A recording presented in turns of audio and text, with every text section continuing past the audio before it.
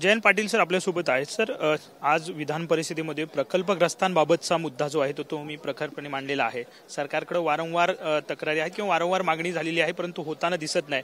हा मुद्दा तुम्ही मोठ्या प्रमाणात मांडला आज परिषदेत. काय नेमका हा मुद्दा होता?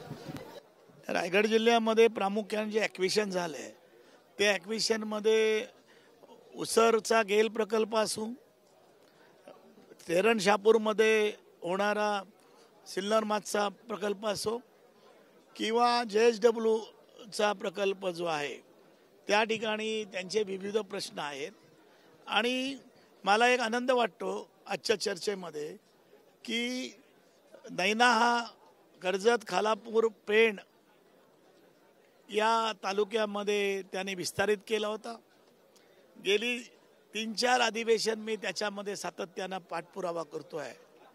तर शासनानं आज 95 गावं फक्त ठेवली आणि बाकीच्याकडचा नैना त्यांनी रद्द केलेला आहे. त्याबद्दल या विभागातील आणि रायगड जिल्ह्यातल्या शेतकऱ्यांच्या वतीनं मी शासनाला धन्यवाद देतो.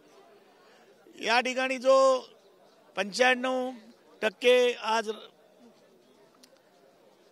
गावांचा 95% नाही 95 गावांचा जो त्यांनी नैना ठेवलेला आहे तो पण त्यांनी काढावा ही मागणी मी केली.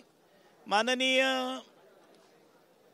मंत्री महोदयांनी त्याला सकारात्मक उत्तर दिलेलं आहे आणि त्या बाबतीमध्ये विचार करू.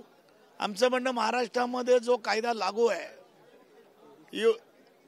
UDCचा तो कायदाच या नैना याच्याकडे राहावा. आम्ही कुठलाही विरोध त्या ठिकाणी करत नाही. आमचा कुठल्याही प्रकल्पाला किंवा डेव्हलपमेंटला विरोध नाही आहे. फक्त 10,000 कोटीचा प्रकल्प आणि शेतकऱ्याला फक्त हजार कोटी द्यायचे असतील तर यांची पोटदुखी दिसते. तर त्याच्यासाठी आता शासनाने भूमिका आपली बदलली पाहिजे ही मागणी करतोय. विशेषतः या चर्चेमध्ये जे प्रकल्प आहेत त्याच्यामध्ये गेलमध्ये प्रामुख्यानं जे स्थानिक प्रकल्पग्रस्त आहेत त्या मुलांना 100% रोजगार मिळाला पाहिजे, नोकऱ्या मिळाल्या पाहिजेत. त्याचा पण सहानुभूतीने विचार करू म्हणून त्यांनी सांगितलेलं आहे. आणि रायगड जिल्ह्यात दत्ता पाटील, प्रभाकर पाटील, माझे वडील आणि काका यांनी त्यांच्या नेतृत्वाखाली RCFचं जेव्हा आंदोलन केलं प्रकल्पाला, तर देशामध्ये एकमेव प्रकल्प आहे त्या RCFमध्ये 100% स्थानिक लोकांना आणि प्रकल्पग्रस्तांना तेथे लावलेला आहे. त्याचे सगळे मी रेफरन्स आजच्या चर्चेला दिले आणि त्यामुळे मला वाटतं की या ठिकाणी 45 गावातल्या सेज बाधित शेतकऱ्यांची जमीन त्यांच्या नावावर करण्याची घोषणा आज मंत्री महोदयांनी केलेली आहे. मागच्या सरकारच्या काळातला उल्लेख सुद्धा तुम्ही केलेला होता. सुभाष देसाई होते तेव्हा सुद्धा आश्वासन जे आहे ते मिळाले होतं, त्याबद्दल काय? नाही, सुभाष देसाईंचं श्रेय जास्त मोठ्या प्रमाणात आहे याच्यात की त्यांनी त्यावेळेला आम्हाला आश्वासन केलं की सेज तर हटूच, परंतु सेजच्या नावावर करण्याचं मूळ काम त्यांनी केलं. त्यावेळेचे मुख्यमंत्री उद्धव ठाकरे यांनी पण त्याला संमती दिली आणि ते शेतकऱ्यांच्या बाजूने त्यावेळेला राहिलेले आहेत. आणि विशेषतः हे करत असताना आम्हाला त्या ठिकाणी इंडस्ट्रीयल झोन जो केला तो रद्द करण्याचं काम त्यावेळी उद्धव ठाकरे सरकारने त्यावेळेला केलं. ते पुन्हा त्याची सुरुवात करण्याचा प्रयत्न केला. त्याच्यासाठीची मी आज लक्षवेधी विचारली होती.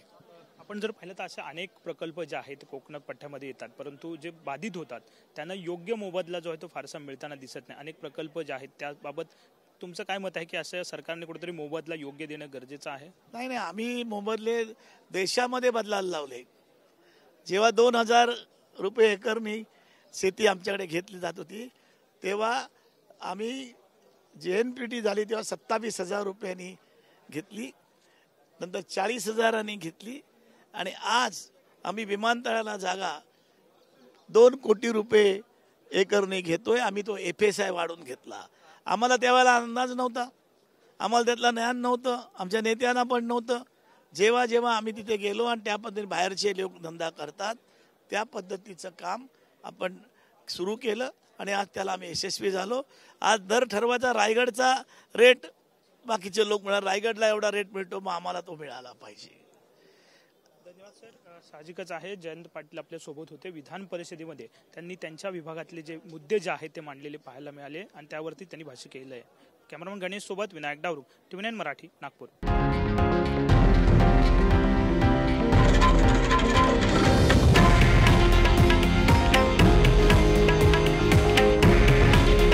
हे आहे देशातील नंबर 1 न्यूज नेटवर्क आणि आपण पाहत आहात TV9 मराठी. काळजी तुमची, हित महाराष्ट्राचं.